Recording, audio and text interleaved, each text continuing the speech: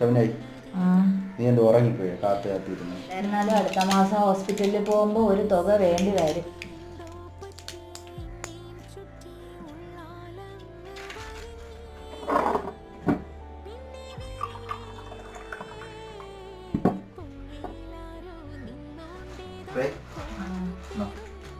കിട്ടിയോ?